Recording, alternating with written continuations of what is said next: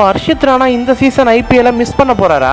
இப்போ நடந்து முடிஞ்ச இந்த T20 வேர்ல்ட் கப்போடைய வார்ம் அப் மேட்ச் அப்பவே ஹர்ஷித் ராணா பவுல் பண்ணும்போது தன்னுடைய முழங்காலில் ஏற்பட்ட காயம் காரணமா இந்த T20 வேர்ல்ட் கப்ல இருந்து ஃபுல்லா ரூல்ட் அவுட் ஆனதை தொடர்ந்து அவருக்கு பதிலாக ரீப்ளேஸ்மெண்ட் பிளேயரா முகமது சிராஜ் இந்த T20 வேர்ல்ட் கப் டீம்ல விளையாண்டாரு. இப்படி இருக்கப்ப காயம் காரணமா அவதிப்பட்டு இருந்த ஹர்ஷித் ராணாவுடைய முழங்காலில் சர்ஜரியும் செஞ்சிருக்காங்க. இந்நிலையில இந்த இன்ஜுரியில இருந்து அவர் ஃபுல்லா ரெக்கவர் ஆகிறதுக்கு 4 to 6 months ஆகுங்கிற ஒரு அதிர்ச்சியான தகவல் வெளியானதுனால இந்த சீசன் ஐபிஎல்ல அவர் கேகேஆருக்காக ஒரு மேட்ச்ல கூட விளையாடாம ஃபுல்லா ரூல்ட் அவுட் ஆயிருக்காரு. கேகேஆர் டீம்ல ஏற்கனவே பொலிட்டிக்கல் இஷ்யூ காரணமா பங்களாதேஷி ஃபாஸ்ட் பவுலரான முஸ்தபிசூர் ரஹ்மான ஐபிஎல்ல இருந்து ரிலீஸ் பண்ணியிருந்தாங்க.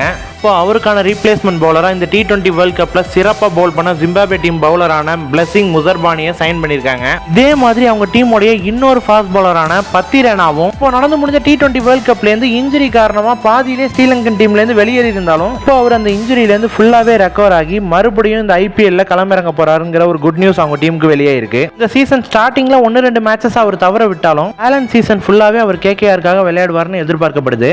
இந்த சீசன் ஐபிஎல்ல அவங்களுடைய முக்கியமான ஃபாஸ்ட் பவுலரான ஹர்ஷித் ராணா விளையாடுறது கேகேஆர் டீமுக்கு எவ்வளவு பெரிய லாஸா இருக்குங்கிறத மறக்காம நம்ம கமெண்ட்ஸ்ல சொல்லிட்டு போங்க.